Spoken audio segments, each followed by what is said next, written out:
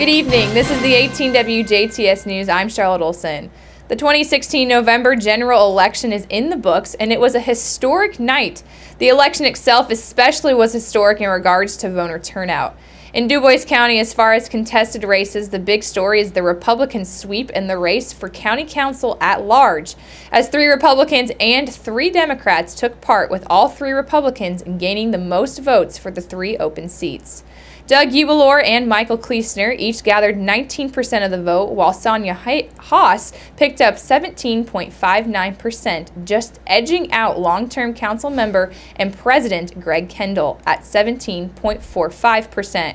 Haas, who was victorious in her first political election, says that she is hopeful that she and the rest of the council can work together for the good of the county, and also is grateful for all the help and support that she has received during her campaign. Family and friends. I mean, there is not one person. Everyone has been absolutely amazing. I had a great crew, and I could not have done this without them. Meanwhile, Tuesday's results will signal the end for Kendall, who after 32 years on the council is proud of what he has accomplished during this period. You know, I cannot be unhappy. I've been there 32 years, and I'm very proud of the people of DuBois County to have kept me here all this time. I'm proud of this county. We've done a lot of good, and I've been a part of so many good things for this county. And I love this county, and I'll always love this county. And but the people got what they want. It's time to turn the torch over to some new people. 2 other Democratic members will be leaving the council after coming up short Tuesday, and they include Martha Ware and Barbara Maudice. In other contested races around the county, Republican Kitty Merkley defeated Democrat Cheryl Sendelwick for the office of DuBois County Treasurer. She defeated her by a narrow margin of the vote at 50.6 to 49.4%. Merkley says that she's ready to dig in and learn the ropes of the treasurer's office, and says that she has a few new goals set up that she'd like to accomplish. I know I'm going to focus on online tax payments so that we can try to run the treasurer's office even more efficiently than it already is. I want to keep collecting unpaid taxes so the taxpayers get that money back. Merkley will replace Chad Blessinger, who himself was a winner last night, and the Republican defeated Democrat and former party chairman Gary Eck for the District 1 seat of the DuBois County Commissioners. He was defeated by a vote of 64 to 36%. The other commissioner's seat was up for grabs as Republican County Council member Nick Hossetter knocked out Democratic incumbent Randy Fleck for District 3 with a 58 to 42%.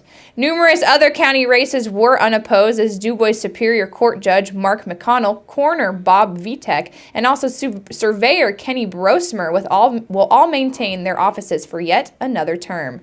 There were 2 contested school board races in the county as Tim DeMott defeated Mark Kunkel by a 54 to 46% of the vote for the District 4 seat on the Greater Jasper Consolidated School Board. Greg Eckerly and Artlet Jackal were unopposed as well. In the Southwest DuBois District, Jennifer Thacker unseated Michael Broker for the District 1 seat with 62 to 38%.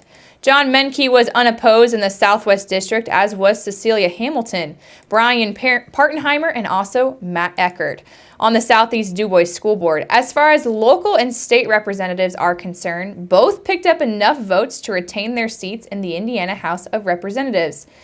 As Republican, Mike Braun defeated Democratic challenger Andrea Holzman in District 63, while Republican Lloyd Arnold defeated Democratic Larry Kleeman for District 74. Finally, 2 referendums were voted on in certain parts of the county, as the Jasper Library referendum was voted in 60 to 40%. And the Northeast DuBois referendum passed by a percentage of 30%. As mentioned, registered voters turned out in droves, both as far as absentee and as polls on Tuesday. 20,530 of the 30,878 registered voters in DuBois County participated in this year's election for an overall voter turnout of 65%. Spencer County also had a fantastic voter turnout yesterday, as nearly 66% of the county's registered voters took part in this year's general election. In contested races across Spencer County, Tuesday, Republican Vicki Bronze defeated Democrat Kathy Boyd 56 to 44% for the office of County Recorder. For county treasurer, Republican Susan Kirkpatrick Harris topped Democrat Sharon Dugas 60 to 40%. It was Republican Red Falkenberg over Democrat Stanley Bomber Heron 55 to 45% in the race for county surveyor. Spencer County Council District 3 went to Republican Tom Brown, who bested Democrat Dave Kress by a narrow 50.4 to 49.6%. And Republicans Aaron Benton, David Gogol, and Matthew Kempner also placed in the top 3 as far as at-large seats on the Spencer County Council. Democrat Sarah Arnold was unopposed for the office of Clerk of the Circuit Court, and in the only contested Spencer County School Board race, Lori Gogol defeated Clint Coleman for the North Spencer School Board Charter Harrison Township 55 to 46%. And both local state representatives retained their seats in the Indiana House as District 74 Representative Lloyd Arnold, a Republican, defeated Democrat Larry Kleeman, and District 75 Republican incumbent Ron Bacon held off a challenge from Democrat Pete Rapp.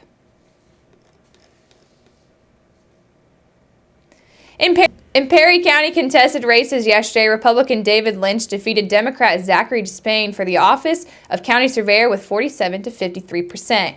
County Commissioner District 1 was Democrat Bill Amos over Republican Junior Flynn with 51 to 49%. Republicans David Achin and Tom Hauser and Democrat Brad Franzman all won at-large seats on the Perry County Council. The only contested school board seat in Perry County was for the Tell City Troy Township School Board, which went to Gregory Jarbo, who collected 42% of the vote compared to Tony Thomas's 32%, and also the 26% for Chet Mathena. Perry County's overall voter turnout this November election was at 65%. Lieutenant Governor Eric Holcomb will replace Mike Pence as governor of Indiana. Holcomb gave his victory speech along with other Republicans at the J.W. Marriott in downtown Indianapolis last night. Holcomb says that it's because of his current boss, Governor Mike Pence, that they proved that Indiana works. Holcomb was also picked as lieutenant governor to replace Ferdinand native Sue Ellspermann, and later was picked as the Republican candidate for governor to replace Pence on the ballot when he decided to accept Donald Trump's invitation to be his running mate. Holcomb promised that no legislator would be ignored and that no Hoosier would not be listened to in the quest for economic prosperity for our state. He said that his plans for the first 100 days in office will begin immediately with his transition team. His opponent, Democrat John Gregg, offered congratulations after his victory was apparent. Gregg had been out of public office since stepping down as Indiana's House Speaker in 2002. He has since worked as an interim president of Vincennes University as a partner with an Indianapolis-based law firm. Meanwhile, Todd Young defeated Democrat Evan Bayh by a wider than expected margin in Indiana's race for U.S. Senate.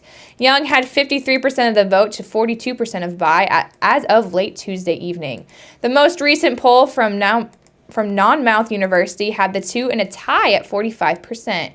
Bayh was trying to make a return to the Senate after leaving office in 2010, and Republicans attacked Bayh throughout his campaign on his residency and work that he did for big Wall Street banks.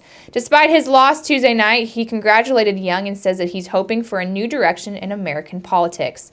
Young will represent and replace current Senator Republican Dan Coates, who is retiring. Make sure to keep it right here, because up next we'll take a look at your weather summary.